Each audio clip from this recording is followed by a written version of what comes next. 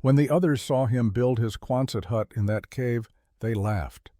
No one believed it could work until the winter bite took hold, and they realized how wrong they'd been.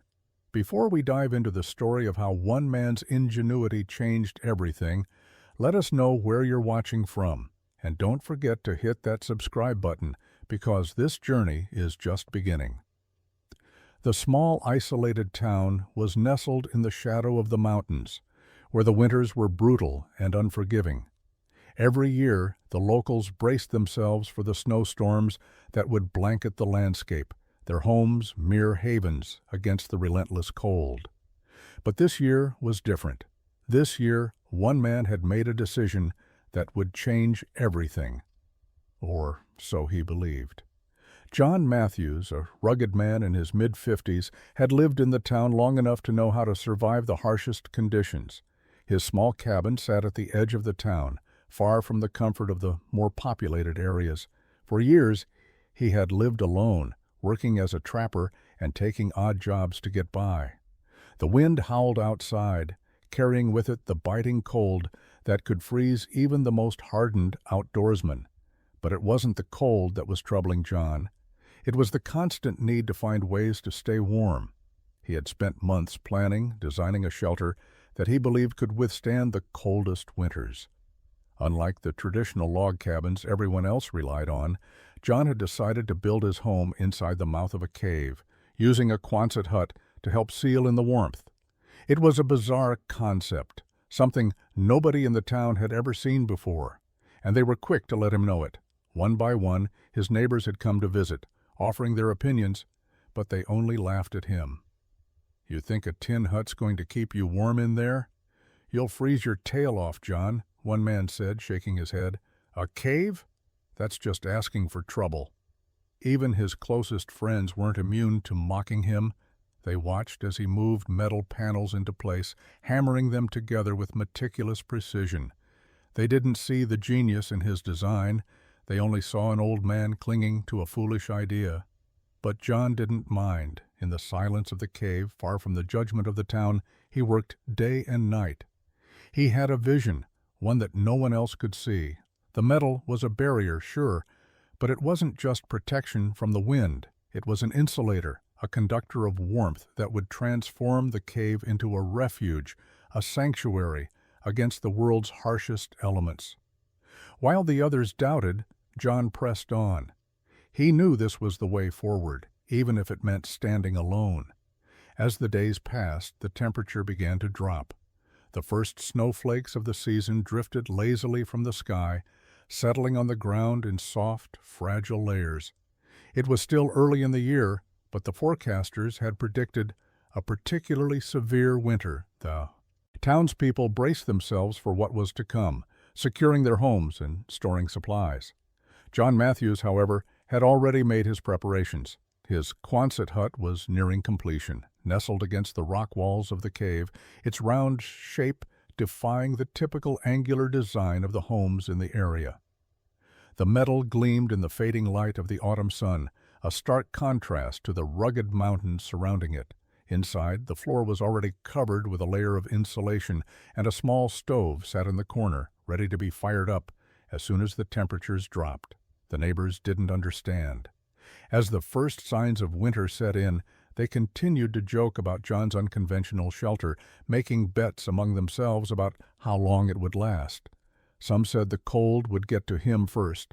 Others believed the cave would collapse under the weight of the snow. But John wasn't worried. His thoughts were focused on the work ahead, on ensuring that the Quonset hut would be ready to handle whatever the winter could throw at it. He had spent years perfecting his design, drawing from his experience as a trapper and builder. He knew that warmth wasn't just about thick walls and heavy clothing. It was about creating a space that trapped heat, that held onto it in a way that allowed the cold to stay outside where it belonged. Inside his hut, he set up his stove, carefully adjusting the pipes to ensure maximum efficiency. The cave provided a natural insulation, but it was the hut that would make the difference.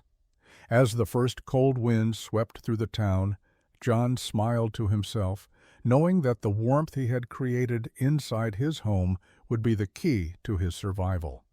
The neighbors could laugh all they wanted, but when the snow buried the town, he would be the one sitting comfortably in his shelter, safe from the biting cold. Outside, the wind howled and the snow continued to fall, but inside the Quonset hut, John Matthews was already feeling the warmth. The real test was yet to come, but for now, the quiet peace of his creation filled him with quiet confidence. John Matthews woke before the first light of dawn. The air was still crisp with the bite of early winter, and the surrounding snow-covered mountains had turned a silvery blue in the soft morning glow. Inside the cave, however, it was relatively warm, and the metal walls of the Quonset hut were beginning to feel like a shield against the outside world. The previous day, he had finished securing the final panel of the structure. It wasn't a grand design, but it was functional. The curved shape of the hut would help shed the heavy snow that would inevitably build up, while the metal would reflect the heat back inside, making it a perfect match for the cold cave setting. Yet the work was far from finished. The hut still needed a chimney, a stove, and a door. Without those, it would remain just a shell, offering little more than a visual testament to his stubbornness. Despite the quiet beauty of the landscape outside, John knew that the real challenges lay ahead. He had to make sure that every corner of the hut was insulated properly, that the stove was secured, and that the door would keep the cold from creeping inside. The process wasn't easy, and there were moments when his hands felt numb from the cold, his muscles sore from the physical toll of working alone, but it was the only way forward. John began by working on the stove, a necessary piece for survival. He had scavenged materials from around town, salvaging iron from abandoned homes and metalworking scraps to form the stove. He wasn't a trained blacksmith, but he had spent enough time tinkering with various traps and tools that he knew how to make things work. The stove was simple but solid, a cylindrical shape with a pipe leading out the back, designed to funnel smoke safely away from the shelter. He placed it against the far wall of the hut, where it would radiate heat most effectively. The first fire was a small one, a tentative spark that crackled and hissed as the dry kindling caught alight. The warmth spread slowly through the hut, but the real test would come when the full weight of winter set in. Next came the door. He had opted for a heavy-duty wooden frame, reinforced with scrap metal, that he had hammered into place. It wasn't a work of beauty, but it was sturdy, the thick frame providing extra protection against the cold wind that often swept through the region. He fit the door tightly into the frame, ensuring there were no gaps. It would take more than the sharpest winds to penetrate this fortress. For hours he worked tirelessly, pushing through fatigue and doubt. Every panel, every nail, and every piece of insulation was a step toward safety. As the sun sank low, casting long shadows across the snowy ground, John stepped back to survey his work.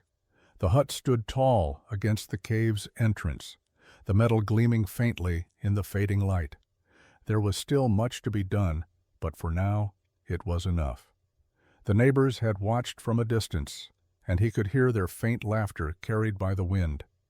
But John didn't mind. As the fire in his stove crackled and the warmth began to fill the space, he knew that they would have the last laugh. The first few days of winter were colder than John had anticipated. The temperature dropped rapidly, and snowstorms became frequent, blanketing the landscape with a relentless white. He had done his best to prepare for the season, but there were moments when even the most carefully laid plans were tested. Inside the Quonset hut, John was snug against the cold, but he couldn't ignore the nagging feeling that the structure wasn't as perfect as he had hoped. The stove provided warmth, but there were still spots where the cold seeped in, particularly around the door. Despite his best efforts, there were cracks, small, almost imperceptible, but enough to make a difference in the biting winter air. On the fourth day of the storm, John sat by the stove, nursing a cup of warm tea as he watched the snow pile up outside the cave. The howling wind rattled against the metal walls of the hut, and he listened to the sound of the storm. As the wind gusted, it created a soft, eerie whistle, the cold pushing its way into every nook and cranny. John frowned as he stood up, his boots crunching against the snow-covered floor. It wasn't just the cold seeping in that bothered him. It was the noise. The hut was designed to be a refuge, a place of peace, but the wind seemed to be carrying a harsh reminder of the world outside. The harsh winds, the relentless snow, they were testing him. And John wasn't sure he was winning. He walked to the door and examined the frame. It was sturdy, and the thick, reinforced wood was as solid as it had been when he'd first installed it. But the wind was coming from an unexpected direction, forcing itself under the edges of the door and around the frame. He knelt down, pushing his hand against the crack, and felt a chill seep through. The next morning, John gathered more materials, determined to fix the issue. He knew the door was a problem, but there were other gaps to contend with. The insulation inside the walls was sufficient, but as the storm raged outside, the thin metal walls of the hut seemed to vibrate with each gust. It wasn't perfect. It was a crude design, born from necessity and stubbornness, and yet it was the best he had. The task was overwhelming. He spent the better part of the day working on sealing every crack, adding extra layers of insulation and metal. But the cold continued to find its way in, almost as though the elements were mocking him. Frustrated but not defeated, John paused, taking a breath to steady his thoughts. He needed to think differently. He couldn't just keep patching the leaks. This was the moment where the real challenge began, surviving the winter, not just by building a shelter, but by adapting and learning how to make his creation truly impenetrable. The storm outside raged on, but John wasn't about to give up. That night, as he huddled by the stove, he realized the truth. This shelter wasn't perfect, but it was the best chance he had, and if he could survive the challenges now, it would be a testament to the power of ingenuity and to his relentless drive to make this work. As the days wore on, winter settled in with an unrelenting grip. The town outside John Matthews' cave was blanketed under layers of snow, the streets vanishing beneath the white powder. Even the sun, when it managed to break through the gray clouds, seemed too weak to melt away the chill that had gripped the land. Inside the cave, the Quonset hut had become John's sanctuary, though it wasn't perfect. The heat from the stove, while enough to keep the interior livable, seemed to struggle against the constant onslaught of cold creeping through every crack and seam. The wind howled outside, pushing snowdrifts against the hut's exterior, piling up against the metal, and creating a muffled sound that made the cave feel even more isolated. John had come to appreciate the solitude, but now, more than ever, it was clear that survival in this harsh world required more than just a roof over your head. The fire crackled steadily, but even with the stove burning, there were areas of the hut that remained frigid. The door, despite John's adjustments, still let in a draft, and the cold seemed to wrap itself around the walls like an invisible force, gnawing at the edges of his warmth. He had managed to patch up some of the gaps, adding layers of thick cloth and extra insulation around the doorframe, but it wasn't enough. The shelter was holding its own, but it was only just enough. John spent his days in a routine of constant maintenance. He checked the stove every few hours, adding wood when needed, adjusting the chimney to make sure smoke didn't seep into the hut. Outside, the wind never stopped, pushing and pulling at the hut, testing it with every gust. Yet inside, John remained focused, his eyes always on the small tasks that would ensure his survival. At night, when the storm's fury was at its peak, John would sit in front of the stove, reading old journals by the faint light of a lantern. His thoughts often wandered to the town, and he couldn't help but wonder if they had started to notice the steady smoke rising from his chimney. Had anyone come to check on him, or had they continued to laugh from afar, too comfortable in their own homes to care? Despite his isolation, John's resolve never wavered. He wasn't just building a shelter, he was building something that could endure. Every fix he made, every layer of insulation he added, was a reminder that survival wasn't just about surviving the present, it was about preparing for what lay ahead. And for the first time in a long time, John felt confident. His hut might not have been perfect, but it was his creation, built with care, effort, and ingenuity. As the days passed, the storm showed no sign of letting up, but John continued to endure. He knew that the worst of winter was yet to come, but in the quiet warmth of his cave, he felt a sense of calm.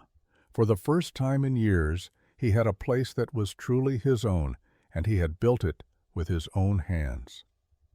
The storm had raged for nearly 2 weeks, and John Matthews could feel the weight of the isolation beginning to take its toll. While the Quonset hut had offered him protection from the worst of the elements, it wasn't without its flaws. The cracks he'd sealed earlier in the season were starting to show signs of wear. The door frame, still sturdy, had begun to warp ever so slightly under the strain of the freezing temperatures, allowing more cold air to seep in. John's once unshakable confidence had started to waver. The wind, which had been a constant companion, howled louder at night, rattling the walls and shaking the very foundation of the hut. It wasn't just the cold that bothered him, it was the constant pressure, the nagging worry that something would give way. Every creak of the hut, every shift in the metal walls, made him pause, wondering if the worst was yet to come. The stove, which had been a source of warmth and comfort, wasn't performing as well as it had during the first few days of winter. The fire burned, but the heat didn't seem to spread as evenly. Despite John's best efforts to stoke the fire and keep it hot, the temperature inside the hut remained lower than he had hoped. The metal walls, while great at reflecting heat, were now cold to the touch, and the warmth he had once felt seemed to dissipate into the air, leaving him with an ever-present chill in his bones. As the days stretched into weeks, John found himself growing more and more exhausted. The constant battle to keep the stove burning, to maintain the hut, was wearing him down. There were no neighbors to check in on him, no one to offer help or advice. He had done this all on his own, and while his pride in his creation remained, the isolation began to gnaw at him. The silence was overwhelming at times, broken only by the gusts of wind and the crackling of the fire. He spent his evenings pacing around the hut, making mental lists of everything he had to do to make the shelter more livable. There were always tasks, always something that needed fixing or adjusting. But even as he worked, doubt crept in. Was this really the solution he had hoped for? Had he made a mistake in thinking that this would be enough to survive the harsh winter? One particularly cold night, after stoking the fire for what seemed like the 100th time, John sat in the corner of the hut, his eyes on the flames. The warmth seemed so distant now, like a memory he couldn't quite grasp. He had been so sure of this plan, so certain that his shelter would hold up, but the reality of it, the constant maintenance, the nagging cold, made him question everything. It was then that he realized this was the test. The storm outside, the cold seeping through the walls. It wasn't just nature challenging him. It was his own perseverance. The question wasn't whether the hut was perfect. The question was whether he could make it through the storm, no matter how long it lasted. And in that moment, John knew that his survival depended not just on his shelter, but on his ability to endure, to face the doubt, and continue fighting against the elements. As the wind howled through the night, John resolved to keep going. He might have moments of doubt, but he wouldn't let them defeat him. The winter would end, and when it did, he would emerge stronger. For now he would make the best of what he had, and trust that his shelter, despite its flaws, would be enough. The first sign of a brutal cold snap came without warning. One morning, John Matthews woke to an unnatural silence, the kind that only comes with extreme cold. The wind had died down, but in its absence the air outside the Quonset hut had turned frigid, far colder than anything John had experienced thus far. The temperature inside his shelter had dropped to an uncomfortable chill, despite the fire burning in the stove. The crackling fire failed to heat the space as effectively as it had before. John stood, feeling the immediate bite of the cold air on his face as he walked to the door. His breath hung in the air in white clouds, and he immediately realized that something was wrong. The stove wasn't working as it should, and the shelter seemed to be leaking more cold air than he had accounted for. He inspected the stove carefully, tapping the metal surface and listening to the way it resonated. The wood burned slower, the flames lower than they should have been. The chimney, which had once carried smoke efficiently out of the hut, seemed clogged, and the air inside the shelter had become stifling and stale. John knew that if the stove wasn't working properly, the hut would never stay warm enough to survive the upcoming cold snap. Stepping outside to gather more wood, John felt the full brunt of the chill. The snow crunched beneath his boots, and the icy wind bit at his face, making every step a battle against nature. As he worked, the severity of the cold snap became even more apparent. The trees groaned under the weight of the snow, and the mountains loomed in the distance, seemingly closer, their jagged peaks now covered in a thicker layer of white. Back inside, John wasted no time in tending to the stove.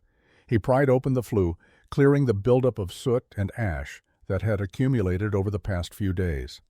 He added fresh logs, stoking the fire higher and trying to coax the stove back to life. Yet, despite his efforts, the hut remained colder than it had been before. John tried to block the cold air from the cracks in the door, stuffing it with rags and extra insulation, but it wasn't enough. The temperature continued to fall inside, and John began to feel a growing sense of unease. The storm had been unpredictable, and he had known that winter would be difficult. But now, with the temperature plummeting, he wasn't sure if his shelter would be enough. As night fell, John huddled near the stove, wrapped in layers of clothing, trying to sleep in the uncomfortable cold. His breath steamed in front of him, a constant reminder that the battle against the elements wasn't over. He thought of the town far away, of the neighbors who had laughed at his decision to build the hut in the cave. Could they have known what was coming? Were they suffering too? Or had their homes kept them safe from the worst of the cold? John shifted uncomfortably in his bedroll. The fire flickered weakly, and outside the storm raged on. The cold was seeping into his bones, and he knew the next few days would test him like nothing before. The cold snap continued for days, and the conditions grew harsher with each passing hour. The temperature inside the Quonset hut had plummeted to near freezing levels, and John Matthews knew that if he didn't do something soon, he wouldn't make it through the winter. The fire was barely enough to keep him alive, let alone comfortable, and the hut was struggling against the constant onslaught of cold. But just as he was beginning to lose hope, a strange thing happened. The storm finally began to subside, and the wind that had howled for days began to die down. The morning after the storm passed, the air felt still and crisp, the oppressive cold lifting just enough for John to breathe a sigh of relief. He stepped outside, squinting against the bright sunlight reflecting off the snow. The world around him was a frozen wasteland. The mountains to the east, the trees bent beneath their heavy burden of snow.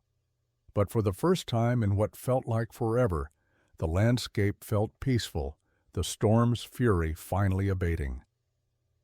John took the opportunity to gather firewood.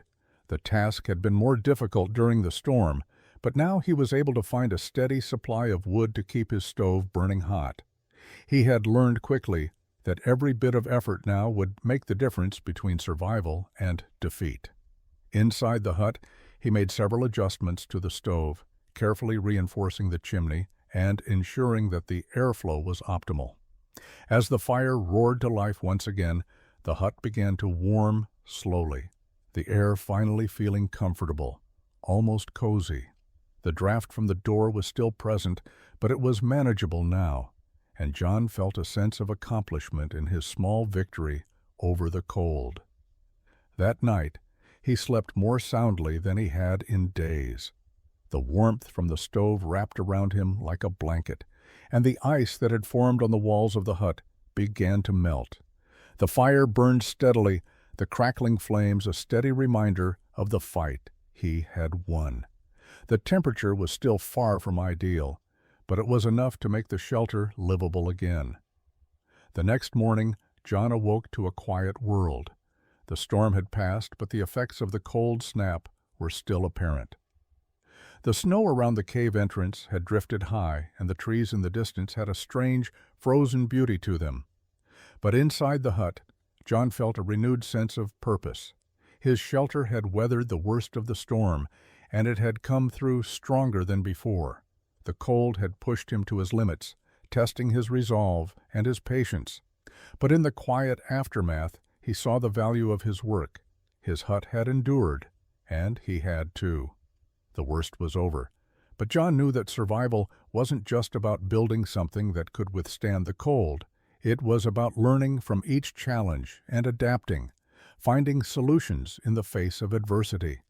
And as he stood in front of the stove, feeling the warmth return to the hut, he knew he was one step closer to mastering the mountain's wild unpredictability. By mid-January, the relentless winter had settled into its final, brutal phase.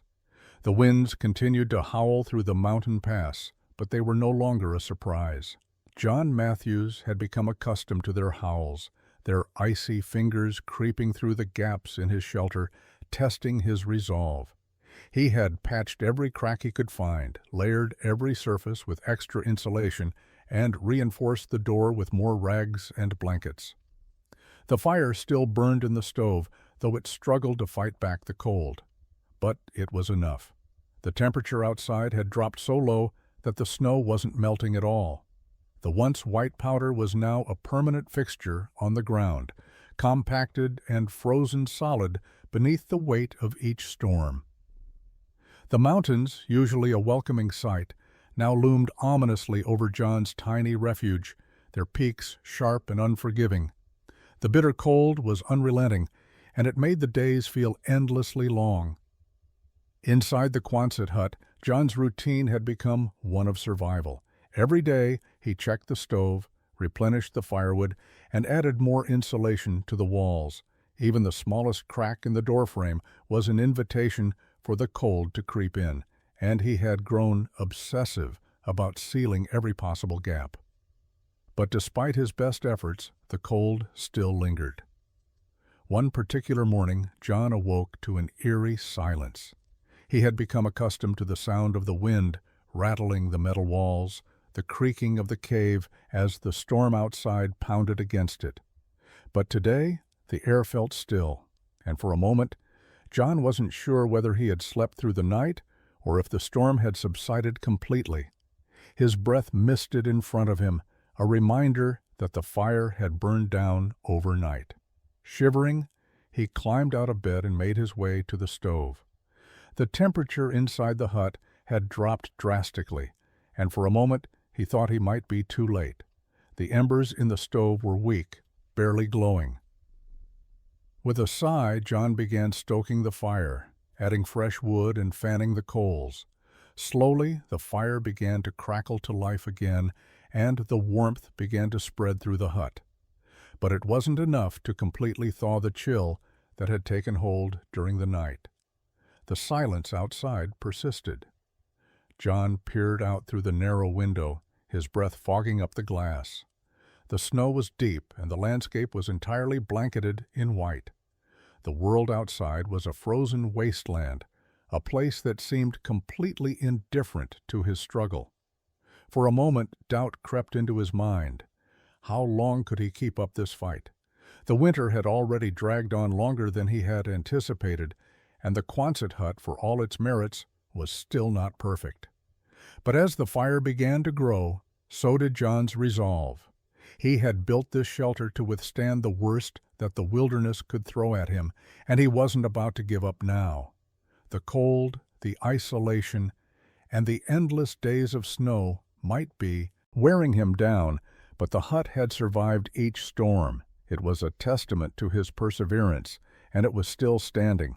That day, as the wind howled once more outside, John worked tirelessly to fortify the shelter further. He added another layer of insulation around the stove, ensuring that the heat would be retained more effectively. Every small effort, every improvement brought him closer to mastering his environment. The storm outside might rage on, but inside, John Matthews was determined to make his refuge a place that could not be easily defeated. It was a week later when the first set of footprints appeared outside the Quonset hut. The snow had fallen thick and fast, and for several days John had been content to remain inside, focusing on his work, making sure the fire never went out, and checking the integrity of his shelter. But now, the fresh tracks in the snow told a different story. Someone had approached his cave. John stepped outside cautiously, his boots sinking into the deep snow. His eyes scanned the surroundings, looking for any sign of danger. The footprints led to the cave entrance, then circled around to the back of the hut. There was no sign of anyone nearby, and the snow had already begun to cover the tracks. Whoever had been here had clearly been watching for a while. His pulse quickened as he thought about the implications. Was it another trapper, a neighbor, or something more dangerous? The mountain men he had once lived with were no strangers to solitude, but they weren't likely to travel this far out without reason. The town had been quiet for months, and John hadn't seen a soul in all that time. If someone had come for a visit, it was unusual enough to warrant concern. John cautiously approached the back of the hut, his hand resting on the rifle he kept near the door. The tracks led to a small gap between two rocks, a natural hiding spot where someone could have been watching him. But as he bent down to examine the ground more closely, he heard a voice, faint, carried on the wind. "John Matthews?" the voice called, uncertain but persistent. John froze. The voice was familiar, though it had been years since he'd last heard it. He took a deep breath, lowering the rifle. He turned slowly, stepping forward into the clearing, and saw them. A pair of figures stood in the snow, half obscured by the swirling winds. Both men were bundled in furs and heavy coats, their faces weathered from the harsh winter. One of them, a younger man with dark hair, waved tentatively, while the other, an older bearded figure, simply stood still, waiting for a response. "John Matthews?" the older man repeated, his voice more sure now. "It's us, Marshall and Joe, from the town." John's heart skipped a beat. Marshall and Joe, two of the men he had once worked with, the ones who had laughed at his idea of building a Quonset hut in a cave. They had come to check on him, though it was clear from their appearance that their visit was more than a friendly one. "Thought we'd check on you," Marshall said, his tone light but with an edge of concern. "Word got around that you'd been holed up here all winter. Thought maybe you were in trouble." John paused for a moment, unsure how to respond. The warmth of the fire inside the hut felt suddenly distant, and the quiet that had once been comforting now felt heavy with the weight of their presence. He'd been alone for so long that the sight of these two men, his old companions, was unsettling. "Well," John said, his voice steady but guarded, "I've been getting by." The two men exchanged glances, clearly skeptical but not overtly hostile. Marshall cleared his throat. "It's been a harsh one, hasn't it?" John nodded, the familiar aches of winter settling in his bones. "Harder than I expected, but I'm still standing." The two men stepped forward, their faces showing signs of both relief and curiosity. John motioned toward the hut, and with a grunt of effort, they moved inside, glad to escape the biting wind outside. As the door shut behind them, the warmth from the stove welcomed them in. Marshall and Joe looked around in silent awe, taking in the crude but functional shelter John had created. It wasn't much, but it had been enough to keep him alive through the long months. After a long silence, Joe spoke up, his voice heavy with the weight of the months spent apart. "You were right, weren't you, about this place?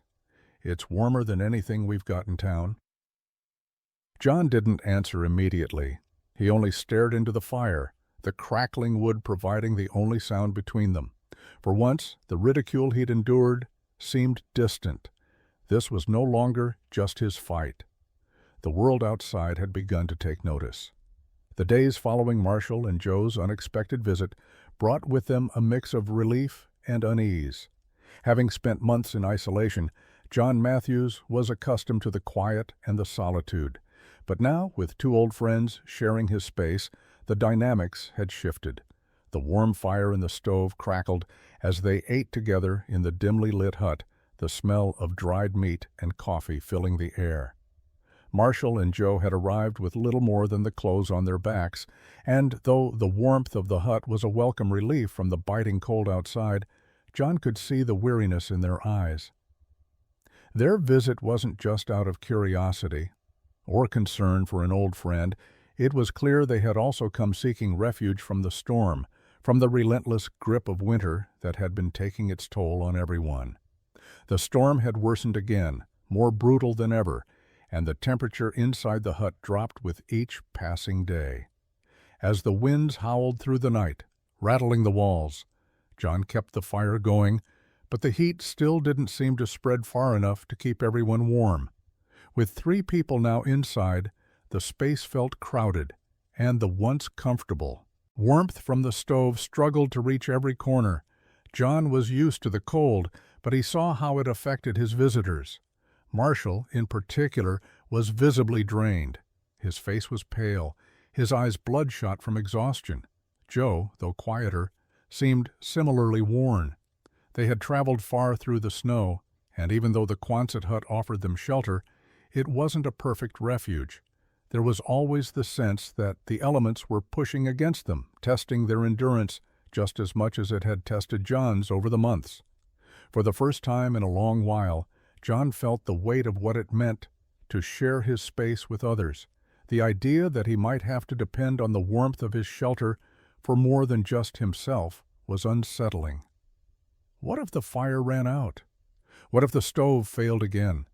Would his creation hold up to the added pressure of more bodies, more breath, more movement?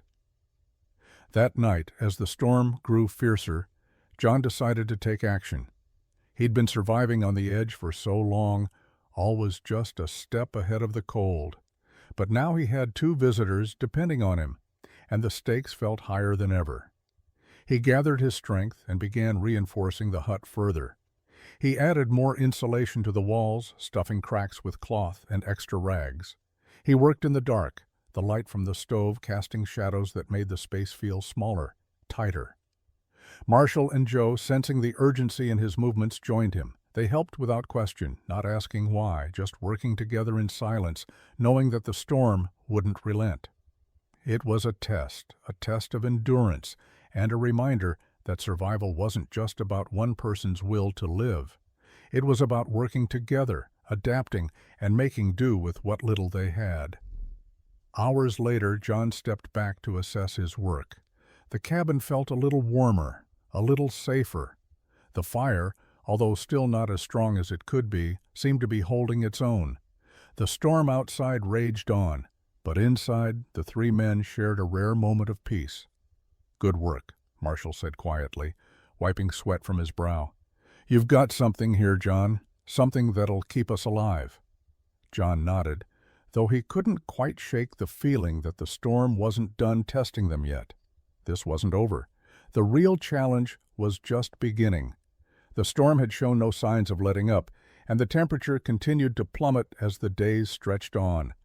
But as the wind howled and the snow piled higher around the cave, John Matthews found himself with a renewed sense of purpose. The adjustments he had made to the Quonset hut had brought temporary relief, but he knew that true survival required more than just a temporary fix. He needed to ensure that his shelter would hold up for the long haul, especially now that he wasn't alone. Marshall and Joe had settled in, though both still seemed worn from the journey. They had taken to helping John with the daily chores, whether it was fetching firewood or reinforcing the walls. The work was slow, but the 3 of them managed to make progress. Still, despite their best efforts, the cold was an ever-present threat, creeping through even the smallest gaps, reminding them that winter was far from over. One evening, after a long day of work, John sat in front of the stove, the warm glow casting flickering shadows on the walls. Marshall and Joe were talking softly in the corner, but John couldn't focus on their conversation. His mind kept wandering back to the hut's design. He had built this shelter to withstand the elements, But there were still weak points he hadn't fully addressed. The insulation was thick, but it wasn't perfect. The stove, though functional, didn't seem to be performing as efficiently as it had in the early days of winter. And the door, despite his best efforts, was still letting in cold air. John had never been content with good enough. He had always believed in pushing his limits, in finding the best solution to every problem. It was what had driven him to create the Quonset hut in the first place, the desire to build something that could survive the harshest of winters. But now, in the midst of this relentless storm, he realized something. He could do better. The shelter could be stronger. That night, after the others had gone to sleep, John took a closer look at the stove. He knew that the key to warmth in the hut lay in the stove's efficiency. If he could get it to burn hotter and more evenly, the entire structure would benefit. It wasn't just about heating the space, it was about ensuring that the heat was properly circulated, that the warmth from the fire spread throughout the entire hut. With a renewed sense of determination, John began dismantling parts of the stove, inspecting each section for any faults. He could feel the cold creeping in from the edges of the hut, and it pushed him forward. He used the tools he had on hand, tweaking the chimney and adjusting the air intake. He didn't know if it would work, but he had to try. It was his only chance. As the hours passed, the fire in the stove began to change. The flames grew stronger, more intense, and the heat radiated outward with greater force. John could feel the difference immediately. The hut, which had been cold and drafty just hours before, now felt warmer, more stable. The warmth from the stove spread evenly across the space, and for the first time in weeks, John felt the full power of the shelter he had created. When Marshall and Joe woke the next morning, they were greeted with an unexpected warmth. The hut felt different. It was no longer just bearable. It was actually comfortable.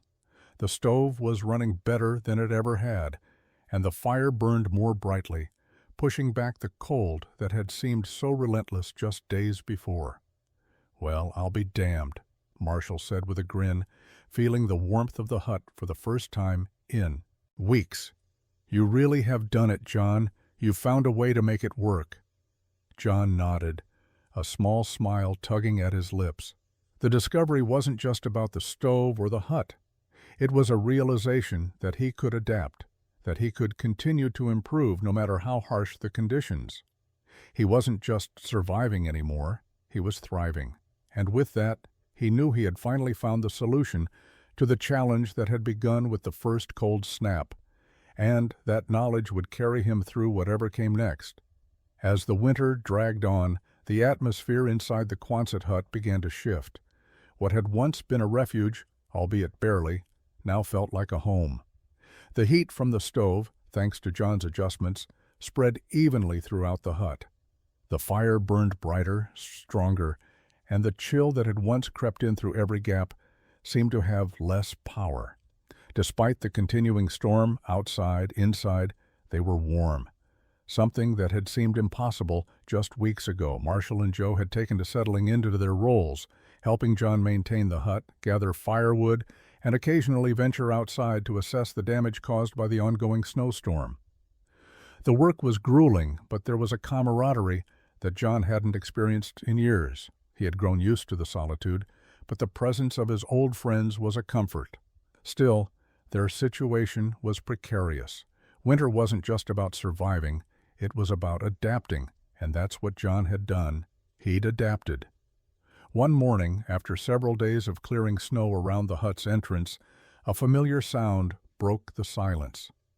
The crunch of boots in the snow grew louder, and John turned to see a figure approaching. At first he didn't recognize the man, but as the figure drew closer, it became clear. It was William Marshall's brother Eli, from the town. "John Matthews," Eli called out as he approached the entrance of the hut, lifting a hand in greeting. He was bundled up in thick furs, his face flushed from the cold. "Been hearing rumors about you and your cave hut. Thought I'd come take a look for myself." John stepped forward, surprised but not entirely unprepared. The neighbors had kept their distance, some mocking him from afar, but it seemed Eli's curiosity had finally gotten the better of him. "Didn't think you'd make it through the worst of the storm," Eli continued, his voice tinged with a mix of skepticism and surprise. "But here you are, alive and well, and with a fire burning brighter than anything we've got down in the village." John nodded but didn't respond immediately. He wasn't sure what to say. Over the past months, he'd grown used to the idea that his shelter was simply a matter of survival, not a spectacle. But Eli's arrival brought the reality home. The neighbors hadn't just dismissed his idea, they had forgotten it, even while living with the constant dangers of the winter storms. Now, with news spreading of how John had found a way to thrive in the cave, Eli seemed to realize just how resourceful John had been. "Mind if I come in?" Eli asked, more out of curiosity than necessity. John stepped aside, allowing him to enter. The warmth from the stove hit Eli like a wave as he stepped inside, his eyes widening as they adjusted to the heat. "Hell, it's warmer in here than my cabin," Eli muttered, shaking his head in disbelief. He pulled off his fur-lined gloves and stepped closer to the fire, holding his hands out.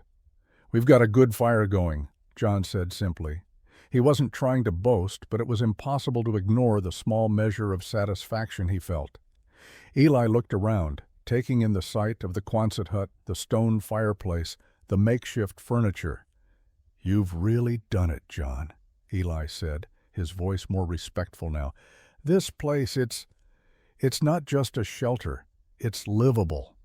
John didn't reply. His success, however small, was undeniable. The hut had withstood everything the storm could throw at it, and for the first time, the warmth inside felt like a victory, not just a temporary respite. As Eli stood there, thawing out from the cold, a thought crossed John's mind. If Eli had come, others might follow. Word would spread through the town.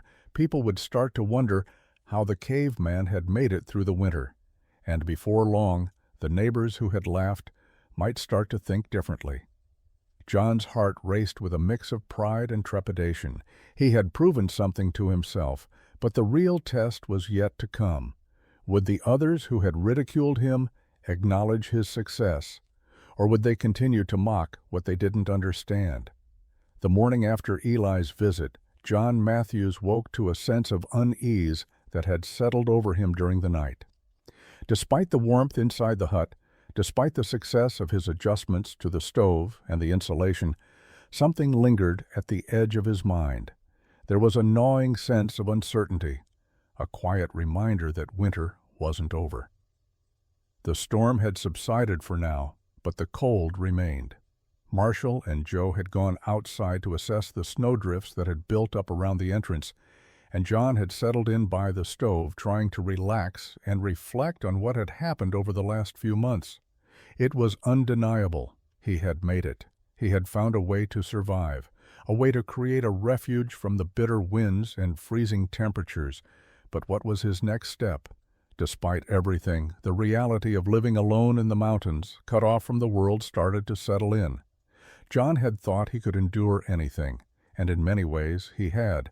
But now, with his friends in tow, the burden of survival felt heavier. It wasn't just about his ingenuity or his ability to make things work. It was about maintaining this delicate balance between isolation and connection. As the day wore on, the peaceful silence of the hut was interrupted by a loud thud at the entrance. John stood up quickly, his hand instinctively reaching for his rifle, but it wasn't the danger he'd anticipated. It was more men from the town, trudging through the snow, their faces hidden behind scarves and fur-lined hoods. This time there were more than just Eli's curious visits. Several of the men from the town had made the trek, drawn by the rumors of John's survival, wondering how he had managed to do what they had not. These were not the same men who had laughed. No, they were different now, their pride somewhat humbled by the unforgiving winter. John's pulse quickened as they approached, but instead of dread, he felt something else, a strange mixture of apprehension and quiet triumph. They were here not to mock, but to learn. The ones who had once looked down on him were now looking to him for answers. Their presence in the cold, their faces filled with hesitation, spoke volumes. "John Matthews," one of the men called out, his voice rough from the cold, "we need your help." It was a simple statement, but for John, it was everything. The cold reality had finally hit. The village could no longer survive alone. They needed him, not as a laughingstock, but as someone who had figured out the answers. The weight of responsibility, the recognition of his knowledge, was heavier than any snowdrift or storm. It wasn't just about his own survival anymore. The question was no longer whether he could make it through the winter alone. It was whether he could help them survive too. The men from the town were hesitant at first, unsure of how to approach John's shelter, but as the wind whipped around them and the cold set in, they were drawn inside, where the warmth greeted them like an old friend. John didn't say much as they entered, simply gesturing for them to sit by the stove. Once inside, they began to ask questions. How had he built the hut? What had made it so warm? How had he managed to survive when so many others struggled? John patiently answered, his words careful but firm. The cabin wasn't perfect, but it worked. He shared his methods, from the insulation to the stove adjustments, explaining how the Quonset hut's unique structure had helped. As the fire crackled, one of the men, a seasoned trapper named Jake, stood up and smiled. "I'll be damned," he said, looking around at the warmth and comfort. "You've done it, Matthews. You've figured it out." The rest of the men nodded, their skepticism fading. John's shelter wasn't just a testament to his stubbornness. It was proof that ingenuity could overcome the worst that winter could throw at them. As the days passed, more people from the town trickled in, some to admire John's shelter, others to seek his advice. His once ridiculed creation had become a symbol of survival, something that could not be ignored any longer. John, who had always preferred his solitude, now found himself at the center of attention. Though it felt strange to him, he couldn't deny the sense of accomplishment that came with seeing his neighbors recognize the value of his work. Marshall and Joe, too, acknowledged John's success. "You were right all along," Marshall said, clapping him on the back one evening as they stood outside the hut. "Guess we were the fools." John smiled, but it wasn't pride that filled him. It was a quiet sense of validation. He had built something that worked, something that had kept him alive. And now it was helping others, too. The ridicule had faded, replaced by respect. In the harsh, unforgiving landscape, survival meant more than just getting by. It meant adapting and learning. And John Matthews had done both. As the winter began to wind down, John Matthews found himself in a new role. The hut he had built with his own hands, the very same shelter that had once been the subject of ridicule, had become a beacon of survival. People from neighboring towns came to learn, to ask questions, and to adopt the methods John had perfected over the long months. John's legacy wasn't just in the shelter itself, but in the knowledge he shared freely with others. He hadn't built it for recognition, he had built it to survive, and now that knowledge was saving lives. One day, a group of men from a nearby settlement arrived, carrying tools and materials to start their own shelters based on John's design. John had given them the blueprint, guiding them on how to reinforce their homes against the next storm.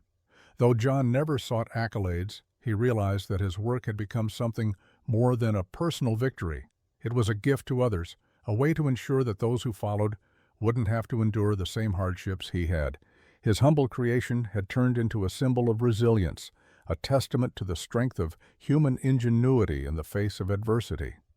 By the time spring's thaw began to melt the deep snow, John Matthews had made peace with the harsh winter. The storm had tested him in ways he hadn't expected, but it had also taught him what he was truly capable of.